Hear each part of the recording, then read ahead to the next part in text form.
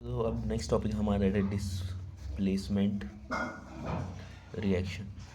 So basically what is a displacement reaction, ठीक है।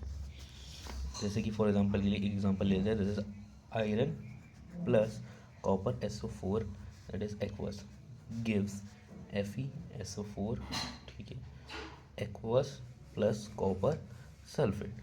तो बेसिकली अगर आप इस रिएक्शन के अंदर देख सकते हो, जैसे कि ये ए था, ये बी और सी कंबाइंड, ठीक है, तो ये क्या बन गया, AB AC, और ये बी अलग निकल गया। तो बेसिकली जिस रिएक्शन में एक more reactive matter less reactive matter को डिस्प्लेस करते हैं, उस रिएक्शन को हम डिस्प्लेसमेंट रिएक्शन कहते हैं, रिएक्शन कहते हैं, ठीक है। तो चलो हमको पता कैसे चलेगा कि कौन से रिएक्टिव सबसे ज़्यादा रिएक्टिव है, कौन से नहीं है। देखो उसकी एक series, potassium, sodium, calcium, magnesium, aluminium, zinc, iron, lead, hydrogen, copper, mercury, Ag,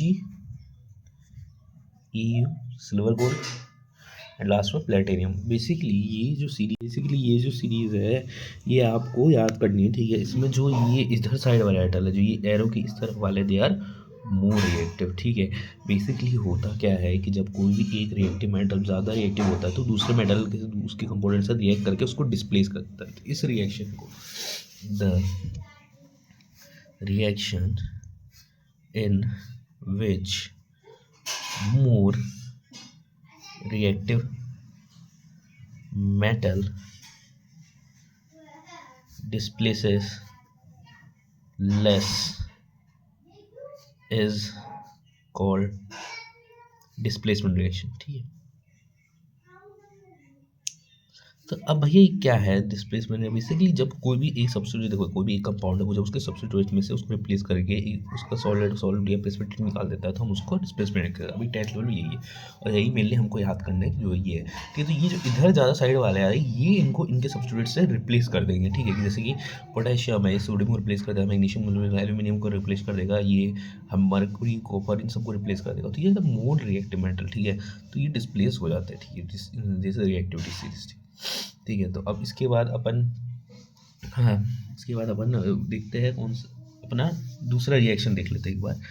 date zinc plus copper, ठीक है, zinc plus copper SO4 aqueous gives ZnSO4, क्योंकि देखो जिंक इससे आ गया ना, देखो कॉपर ये रहा, जिंक ये रहा, ZnSO4 aqueous plus copper solid, ठीक है। एक ये सारी एनसीईआरटी रिएक्शन है, Pb solid plus copper Cl2 aqueous. अब जरा देख लो Pb कौन आ गया, Pb आ गया और कॉपर का है, कॉपर यहाँ पे, तो Pb इसको रिप्लेस कर देगा। अगर मान लो रिप्लेस नहीं हो रहा तो वो नहीं होगा, वो Pb Cl2 aqueous plus copper solid. अब मान लो कि एक रिएक्शन जैसे कि NaCl प्लस कॉपर गिव्स, तो ये रिएक्शन होगा नहीं। क्यों नहीं होगा? क्योंकि भाई ये जो कॉपर है ये लेस रिएक्टिव है, सोडियम बहुत रिएक्टिव, तो इसको नहीं कर पाएगा, तो इसमें इसीलिए ये रिएक्शन नहीं होगा। एक और एनसीईआरटी का एग्जांपल ले लेते हैं हम, थोड़ा सा अलग वाला, ठीक है। Na2SO4 aqueous plus BaCl2 aqueous, तो इससे क्या फॉर्म हुआ, BaSO4 solid plus 2NaCl aqueous, ठीक है। अच्छा, इसकी प्रॉपर्टी होती है कि वाइट प्रेसिपिटेट होता है, ठीक है। ये कुछ कुछ चीज़ें एनसीईआरटी में लिखी जो आपको लर्न करनी पड़ेगी।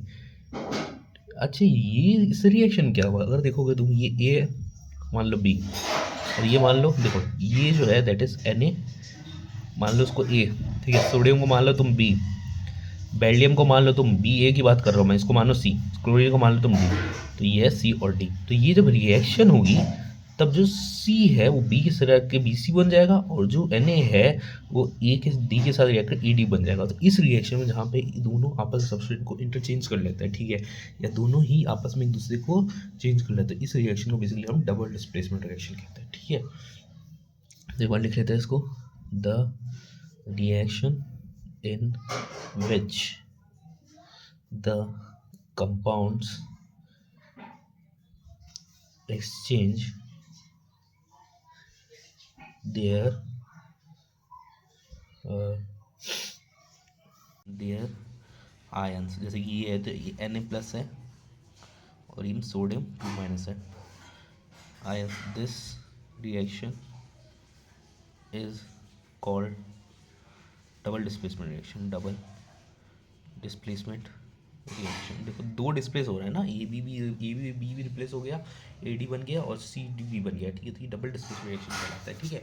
और ये जो होता है ना, ये फॉर्म इसलिए नहीं होता कि कौन रिएक्टिव ज़्यादा, कौन प्रोडक्ट जिसमें मोर स्टेबल है, फॉर्म बिकॉज प्रोडक्ट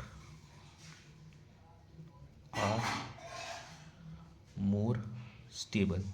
बेसिकली जो ये रिएक्शन होकर के जो प्रोडक्ट फॉर्म हो रहा है ये बहुत ही ज़्यादा स्टेबल है, इसलिए रिएक्शन होता है, ठीक है। और पता ही है स्टेबिलिटी हमेशा डोमिनेटिव फैक्टर रहता है, जिसके कारण कोई भी कंपाउंड फॉर्म होता है। तो बेसिकली ये हमारा आज का लेक्चर था, जिसमें हमने बेसिकली डबल डिस्प्लेसमेंट रिएक्शन और डिस्प्लेसमेंट रिएक्शन पढ़ा।